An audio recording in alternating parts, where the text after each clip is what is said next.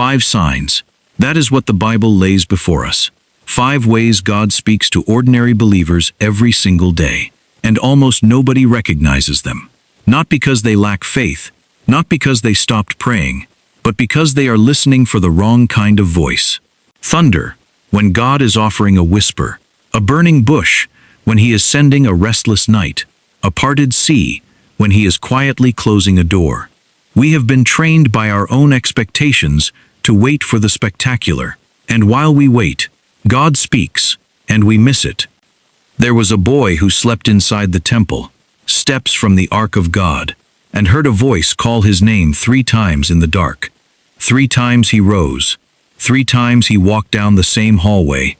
3 times he knocked on the same old priest's door. And 3 times he was wrong about who was calling. He was not hard of hearing. He was not faithless. He was not careless. He simply did not know yet what the voice of God sounded like, because nobody had ever told him. Nobody had ever said, that particular feeling, that particular weight in the chest at 3 in the morning, that particular restlessness that will not leave you alone, that is not random. That is him. His name was Samuel, and the moment he learned to recognize that voice, he never stopped hearing it. That voice built a nation. That voice anointed kings. That voice changed the course of history, and it started in the dark, in silence, 3 times missed. If you have ever lain awake at 3 in the morning with a weight on your chest that is not quite worry, not quite grief, not quite anything you can name, then you may be standing exactly where Samuel stood. God is speaking, right now. 5 signs will tell you how. The question is not whether he is talking. The question is whether you will finally hear him. A woman in Knoxville, Tennessee, opens her Bible on a Tuesday morning, the way she has done every morning for decades. She has her coffee and her chair by the window. And for the 3rd morning in a row, the page falls open to the same chapter. She closes it, shuffles the pages deliberately, opens somewhere else entirely. Same words.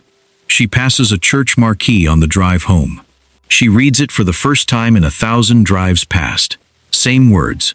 Her daughter calls that afternoon, just to check in, and somehow the conversation lands on a verse.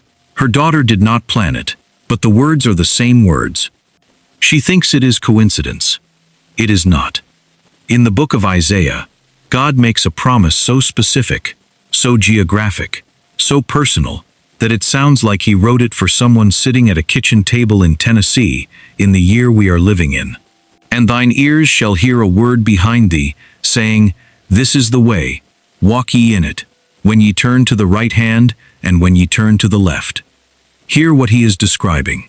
A person at a fork in the road, not a fork in a fairy tale, a real fork, a real road, a real empire on either side. Israel was being pulled between Egypt and Assyria, 2 enormous powers with 2 enormous promises, each one claiming to be the safer bet. And God said, I will put a voice behind you. When you turn right, you will hear it. When you turn left, you will hear it. You cannot escape the direction I am giving you. That is what repetition is. It is not your imagination. It is not coincidence. It is the voice of God, persistent, patient, not willing to let you make the wrong turn without trying one more time to reach you. And here is the detail in Samuel's story that unsettles me every time I read it. God called Samuel 3 times in one night. Not once, then silence. Not twice, then giving up. 3 times. Samuel was sleeping inside the temple. He was steps from the Holy of Holies. He was closer to the physical presence of God than almost any human being alive at that moment, and he still thought the voice belonged to the old priest down the hall. It took Eli, tired, old, nearly blind, to say the thing that changed everything. Go back. Lie down. And if he calls again, and he will, say this. Speak, Lord. Your servant is listening. Maybe you have been hearing the same verse, the same phrase, the same nudge all week, and dismissing it. Maybe you told yourself you are just in a season of reading that passage a lot. Maybe you decided it was the algorithm, or the church calendar, or just how your memory works. But what if it is not any of those things? What if God has been calling you down the hall 3 times, and you have been knocking on the wrong door? He is still calling. He will call again. It happens at 2 in the morning, or 3, or 4. Your eyes open, and there is no good reason for it. Not a sound in the house. Not a nightmare you can remember. More like, someone turned on a lamp in another room. A quiet pull. A pressure on your chest that is not pain, not anxiety, not anything the doctor would put a name to. And you lie there in the dark, and you feel the strangest thing. The urge to pray. Not because something is wrong, not because you are afraid, but because something is happening somewhere, and you feel, in the way you feel the weather changing before the clouds come, that you are supposed to be awake for it. You call it insomnia. Your daughter calls it age. Your doctor calls it circadian rhythm and recommends melatonin. But God calls it something else entirely. The book of Joel carries a promise, and then Acts carries it forward into the early church, and Peter stands up on the day of Pentecost and quotes it out loud, because the moment has finally come. And it shall come to pass in the last days, saith God, I will pour out of my Spirit upon all flesh, and your sons and your daughters shall prophesy, and your young men shall see visions, and your old men shall dream dreams. Friend, did you catch who this promise is for? Not the young ones, not the ones in the front row of the sanctuary with their whole lives still ahead. The old ones, the ones who have walked with the Lord long enough that their knees ache when the weather changes. The ones who have buried husbands and pastors and best friends and still got up on Sunday morning because the Lord is still good and the pew still knows their shape. Your old men shall dream dreams. That promise was not a consolation prize. It was a specific, deliberate, named assignment to the generation who has lived long enough to know the difference between what they want and what God is doing. Long before Peter quoted that promise, a man named Jacob was running for his life with nothing but the clothes on his back and the weight of what he had done. He laid his head on a stone, not a pillow, a stone, and fell asleep in the middle of nowhere. And God met him there. Not in the temple, not at the altar, in the dark, in the dirt, in the middle of the man's worst night. Jacob saw a ladder stretching from earth to heaven, angels ascending and descending. And when he woke, he said the words that still echo, Surely the Lord is in this place. And I knew it not. He knew it not. God was there the entire time, and Jacob had no idea. If you have been waking at 3 in the morning, with a stirring that has no name, a weight that is not worry, maybe it is not your body failing you. Maybe God is standing above the stone you are sleeping on, and you do not know it yet. This one is the hardest to talk about, because it hurts in a way that is hard to explain to someone who has not felt it. You prayed, not casually. You got down on your knees. You fasted. You laid it at the cross the way your mama taught you, the way you have done your whole life. You asked God for one thing, just one.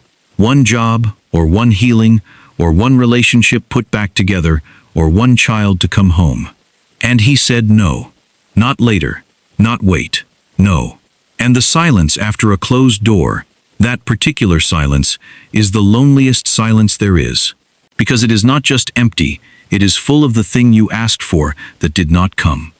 There is a woman in 1 Samuel whose story might change how you are holding that closed door. Her name was Hannah, and the Bible does not soften what it says about her situation. It does not call it biology, or timing, or unexplained infertility. It says, the Lord had shut up her womb. Not disease, not misfortune, not the cruel randomness of a body that could not do what she asked it to. God closed the door. He was the one who said no, and Hannah knew it. She wept in the temple until she could not weep anymore. She stopped eating. She prayed so hard that the old priest Eli watched her from across the room and thought she was drunk. Her lips were moving, but no sound was coming out, and her body was shaking with the weight of what she was carrying. Year after year, the same prayer, the same silence. The door stayed closed, and then, when God opened it, what came through the door was not just a baby. It was Samuel, the same boy who would grow up to hear the voice of God in the dark, when nobody else could. The same prophet who would anoint Saul and then David, who would change the entire arc of Israel's history. The same child whose very name means heard by God. The mother who waited behind a closed door for years raised the son who learned to recognize God's voice. Here is what the book of Proverbs says about the roads we cannot see. Trust in the Lord with all thine heart, and lean not unto thine own understanding. In all thy ways acknowledge him, and he shall direct thy paths. He shall direct thy paths. Not open every door you want opened. Not clear every road you have planned. Direct, which sometimes means a road you did not choose. A direction that looks like a wall, until the day it looks like a gate. Hannah's closed door was not God ignoring her. It was God timing her. What was waiting on the other side of that door was too important to open early. What was waiting on the other side of your door might be the same. Maybe God is not refusing your prayer. Maybe he is protecting the answer until the moment the answer can do what it was made to do. And here is the sign that changes everything. The one that the enemy works hardest to make you misread. The prayers feel like they are hitting the ceiling. The Bible, which used to light up in your hands, feels like paper. The songs that made you weep last year do not reach you this year. And you sit on your porch in the early morning, coffee going cold, birds singing in the trees somewhere behind the house. And you wonder if you have done something wrong. If God has stepped back. If the silence is a verdict. Has God gone quiet? Maybe, but maybe not the kind of quiet you think. There was a prophet named Elijah, and his story is so honest about exhaustion that it makes you realize God has never been surprised by yours. This was the man who stood on a mountain in front of 450 false prophets and called down fire from heaven. The fire came, the prophets fell. The people turned back. It was one of the most dramatic, most undeniable acts of God in all of the Hebrew scriptures. And then, within hours, Elijah was running for his life. Not because he doubted, because he was human, and he was tired, and something in him broke. He ran into the wilderness, sat down under a juniper tree, and asked God to let him die. It is enough. I am no better than my fathers. Let me go. And God sent an angel, not with correction or argument. The angel touched him and said, "Arise and eat. Bread on coals, a jar of water. The journey is too great for you." Twice the angel came. Twice. Eat. The journey is too great. When Elijah was strong enough, he traveled 40 days to the mountain of God and hid in a cave. And God came to him there. The Lord told him to stand on the mountain, and then came a wind so violent it tore the rocks apart. But the Lord was not in the wind. Then an earthquake shook the ground beneath his feet. But the Lord was not in the earthquake. Then a fire. But the Lord was not in the fire. And after the fire, a still small voice. Those 4 words in English do not carry what the Hebrew actually says. The original phrase is demama daka. The root of demama is damam, to be utterly still, to cease, to stop entirely. And daka means thin, fine, slight, the thinnest possible thing. So demama daka is not a quiet sound. It is the sound of thin silence. It is the sound of God being so close that words themselves become too loud. The silence was not the absence of the voice. The silence was the voice. Elijah had been listening for the earthquake, for the fire, for the spectacle, the kind of power he had just witnessed on the mountain with the prophets. And God came in the one register Elijah was not prepared to receive. He came in the whisper. He came in the thing that sounds like nothing. And here is what haunts me every time I read this. Elijah almost missed it. The most powerful communication God had ever given him.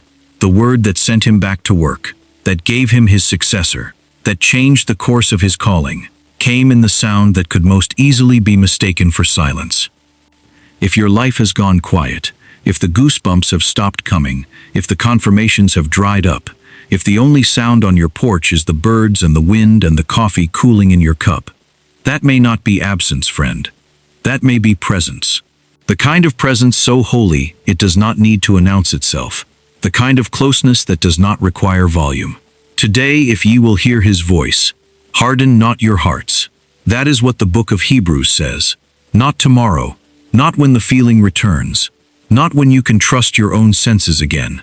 Today, in the silence. The last sign is the hardest to see, because you are living inside it, and when you are inside something, you cannot always see its shape. Everything is coming apart. Relationships that you counted on are shifting. Plans you were certain about are dissolving. Strength you have relied on your whole life is gone, or going. And yet, somehow, you are still here, still standing, still showing up on Sunday morning, still saying grace over your food, still reading your Bible even when it feels like paper. Still here. You should have broken. By any human calculation, you should have broken long ago. You did not. There is a man in Scripture who knows this particular breaking from the inside. His name was Peter, and on the worst night of his life, he denied knowing Jesus 3 times. In front of a servant girl, in front of a man at the fire, in front of the crowd. 3 times the same answer, I do not know him. 3 times, the same number of times, Samuel heard God's voice and did not recognize it. Peter went outside and wept bitterly. He was shattered. Not by an enemy, by his own mouth, his own fear. The Bible does not rush past this. It lets you feel the weight of the charcoal fire, the cold of the night, the sound of the rooster, the way Peter's eyes met Jesus's across the courtyard. But here is what happens next, and most people move past it too quickly.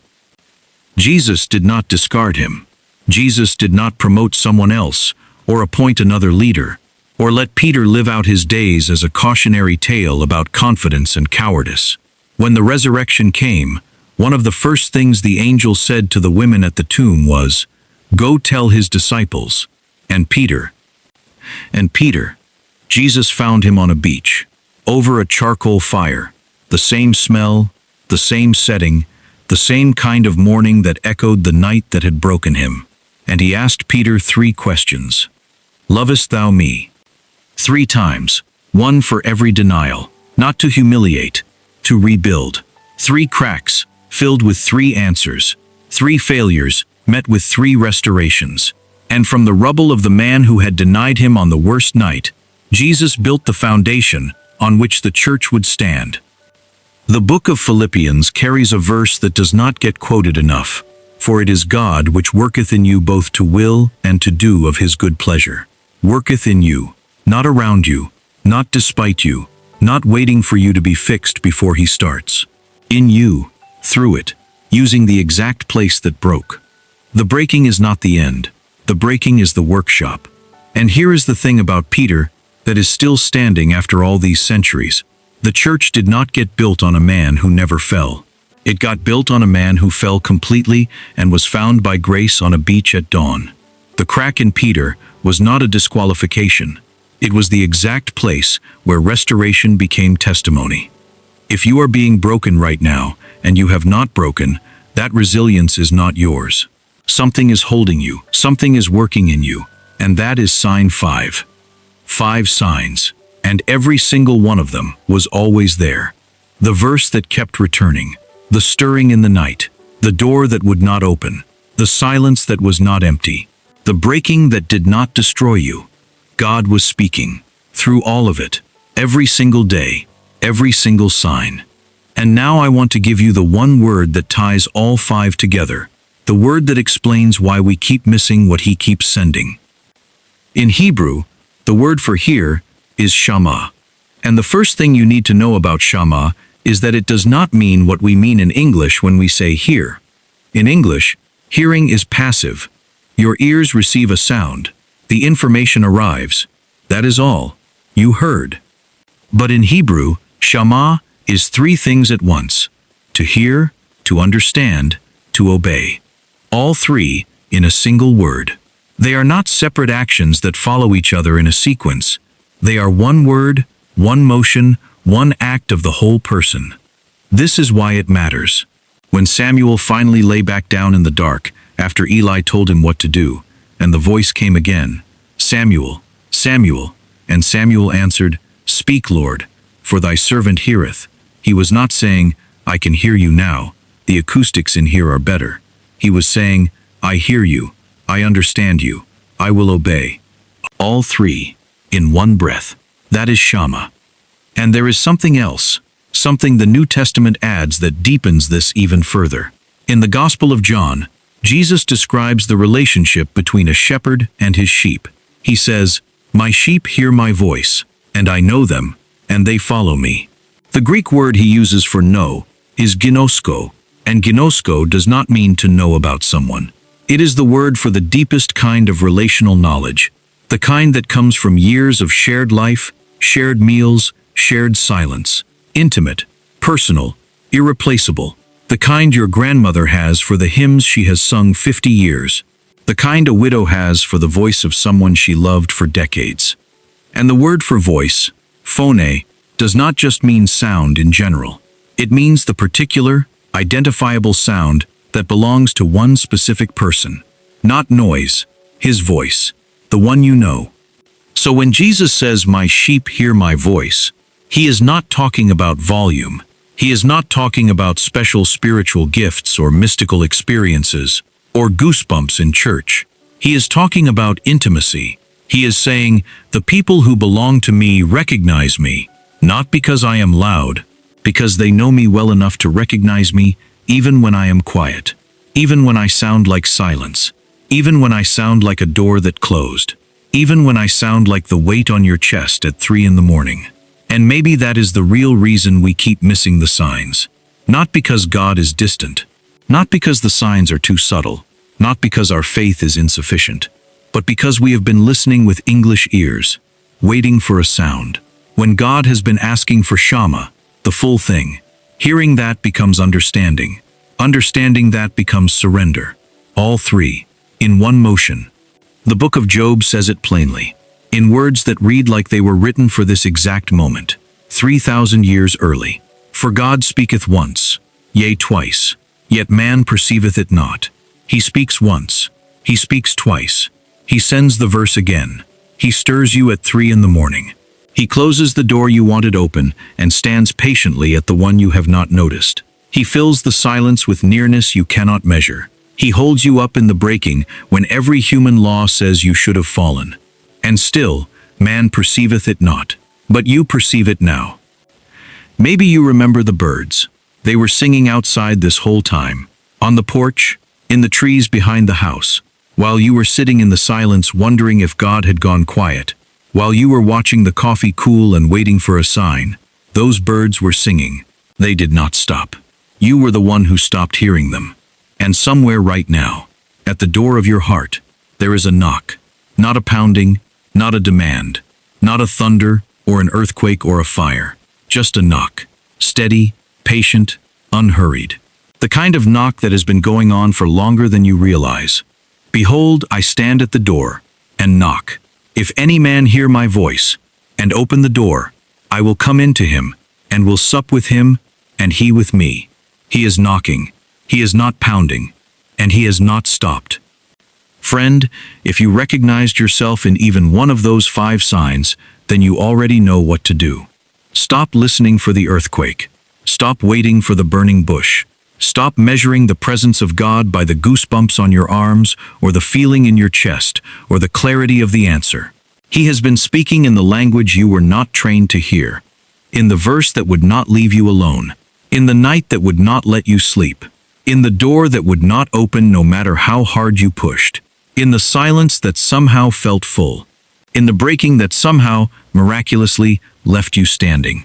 5 signs, all of them His, all of them already present in your life, and all of them inviting the same response.